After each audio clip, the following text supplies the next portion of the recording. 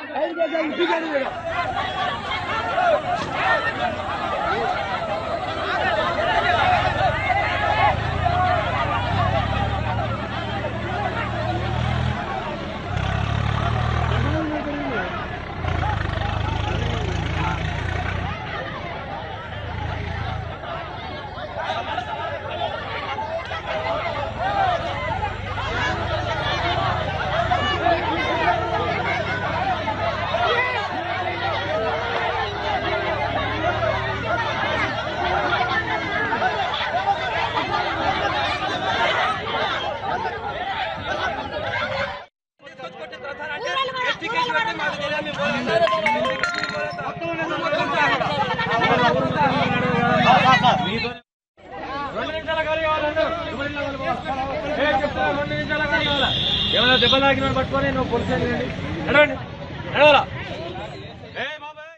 1968 సంవత్సరంలో survey number 207లో 3 ఎకరాల భూమిని చేరుపల్లి కోదండ రామారావు కొనుగోలు చేశారు. అప్పటి నుంచి కోదండ రామారావు ఆయన కొడుకు ఆధీనంలోని ఆ భూమి ఉంది. కోదండ రామారావు చనిపోవడంతో ఆస్ట్రేలియాలో ఉంటున్న ఆయన కొడుకు ఇక్కడికి తిరిగి వచ్చారు.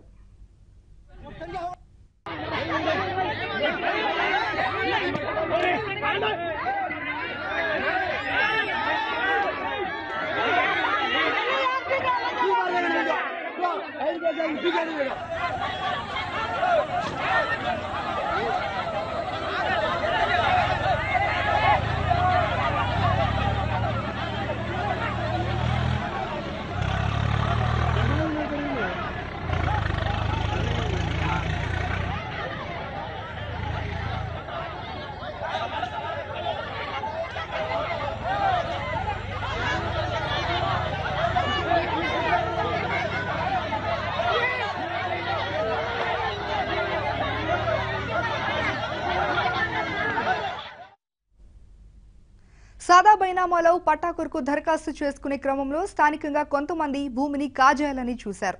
ఈ నేపథ్యంలో గ్రామస్తులు అంతా కలిసి కోదండ రామారావు కొడుకుకు భూమి చెందుతుందని తీర్మానించారు.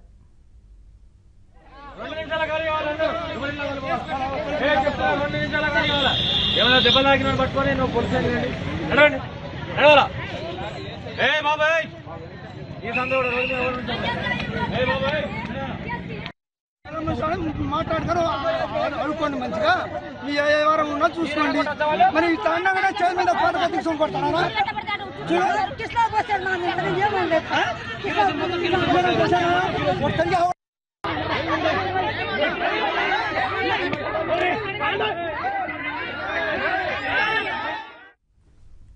ఈ నేపథ్యంలో ఆ భూమి మాదేనని మీరెవరని దాడికి దిగారు మరో 10 మంది వ్యక్తులు.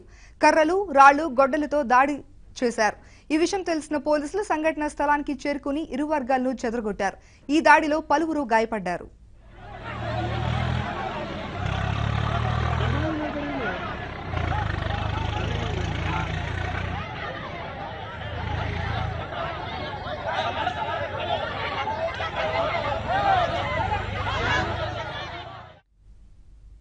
ఈ ఘర్షణకు సంబంధించి మరింత సమాచారాన్ని మా ప్రతినిధి రవిని అడిగి తెలుసుకున్నాం. రవి, చెప్పండి, ఈ గొడవకు కారణాలేంటి, పోలీసులు ఏమంటున్నారు దీనికి సంబంధించి? ఓ పక్క తెలంగాణ ముఖ్యమంత్రి కేసీఆర్ రెవెన్యూ వ్యవస్థను రద్దు చేయాలి, రెవెన్యూ వ్యవస్థలో కింది స్థాయిలో అవినీతి వల్ల చాలా వివాదాలు ఉన్నాయంటే ఒక పక్క ముఖ్యమంత్రి ప్రకటనకు అక్షర సత్యం ఈ రోజు జరిగిన ఘటన మనం భావించవచ్చు. భద్రాద్రి కొత్తగూడెం జిల్లా చండ్రుగొండ మండలం రాజకంపాడు గ్రామంలో ఎప్పుడో 1969లో కొనుక్కున్న భూమిని అక్కడ ఉన్న గ్రామంలో అందరికి తెలుసు 50 ఏళ్ల క్రితం నాటి భూమి చెరుపల్లి కోదండరామారావు 207 సర్వే నెంబర్ లో కొనుక్కోవడం జరిగింది. తన కాలధర్మం చెందినాక తన కొడుకు ఆస్ట్రేలియాలో ఉంటాడు, ఇక్కడ లేకపోయినా ఇక్కడ ఉన్న భూమిని స్థానికంగా ఉన్న చాలా మంది తెలుసు. కానీ అక్కడ ఉన్న కొంతమంది రెవెన్యూ అధికారులను మచ్చిక చేసుకొని ఎవరైతే భూమి అమ్మిన వారసులు ఉంటారో ఈ రోజు వచ్చి సాదా బైనామాలో ఆ భూమి మాకు చెందుతుందో అంటూ సృష్టించడంతో గ్రామంలో ఉన్న పెద్దలంతా కూర్చొని ఈ భూమి చెరుపల్లి కోదండరామారావు కొడుకు రామచంద్రమూర్తికే చెందుతుందని తీర్మానం చేయడం జరిగింది. అయితే అది గిట్టని వ్యతిరేక వర్గం వారు గొడ్డళ్లు, కర్రలతో దాడికి జరిగింది. చాలా భీతావహ దృశ్యం, గ్రామం అంతా కూడా ఉలికిపడుతుంది. పోలీసులు రంగ ప్రవేశం చేశారు. మొత్తంగా చూసుకుంటే న్యాయంగా ఉన్న భూముల విషయంలో కూడా కొంతమంది అవినీతి రెవెన్యూ అధికారుల వల్ల పచ్చని పల్లెల్లో ఎలాంటి ఘర్షణలు చోటు చేసుకుంటాయనడానికి మనకి రాజకంపాడు ఉదాహరణ. ఏజెన్సీ ప్రాంతంలో చాలా విషయాలు ఎవరైతే అబ్రాడ్ గా ఉంటుందో, ఎవరైతే ఇతర రాష్ట్రాల్లో కానీ ఇతర దేశాల్లో కానీ ఉంటుందో వాళ్ళ భూములకు సంబంధించి ఏదో ఒక లిటిగేషన్స్ పెట్టుకొని స్థానికంగా ఉన్న రెవెన్యూ అధికారులతో కొంచెం చేతులు వాళ్ళని అవినీతిమయం చేసి ఈ విధంగా భూ వివాదాలు సృష్టిస్తున్నారు. మొత్తంగా చూస్తే చంద్రుగొండ మండలం రాజకంపాడులో ఈ రోజు జరిగిన ఘర్షణ చాలా పల్లెల్లో కూడా ఇలాంటి పరిస్థితులు ఉన్నాయి. కొంతమంది క్షేత్రస్థాయిలో విఆర్ఓలు, విఆర్ఏలు దంచాలకి కకృతిపడి ఇలా రికార్డులు ట్యాంపరింగ్ చేయడం వల్ల ఇలాంటి వివాదాలు తలెత్తుతున్నాయి. మొత్తంగా చూస్తే ఆ గ్రామం అంతా ముక్త కంఠంతో చెబుతుంది ఆ భూమి న్యాయంగా చెరుపల్లి కోదండరామారావు తనయుడు రామచంద్రమూర్తికి చెప్తుందని గ్రామంలో ఉన్న అందరూ చెబుతున్నా గానీ వారి వ్యతిరేక వర్గం వారు మాత్రం ఈ భూమి మాకే చెందుతున్నట్టు ఇలా దాడులకు దిగడం చూస్తుంటే ఇక రెవెన్యూ వ్యవస్థలో ఉన్న పరిస్థితి రికార్డులు తారుమారు చేయడం ఇదంతా కూడా జరుగుతుంది. ఓవరాల్ చూస్తే జిల్లా ఉన్నతాధికారులు కూడా దీని మీద దృష్టి పెట్టారు. ప్రస్తుతం గ్రామంలో ఎలాంటి గొడవలు లేకుండా పోలీసులు చాలా శాంతియుతంగా అక్కడ రంగ ప్రవేశం చేశారు. ఇక మీద కూడా గొడవలు చేయకుండా వాళ్ళందరినీ కూర్చోబెట్టి సముదాయించే ప్రయత్నం చేస్తున్నారు. Bharati. Right, thank you, Ravi.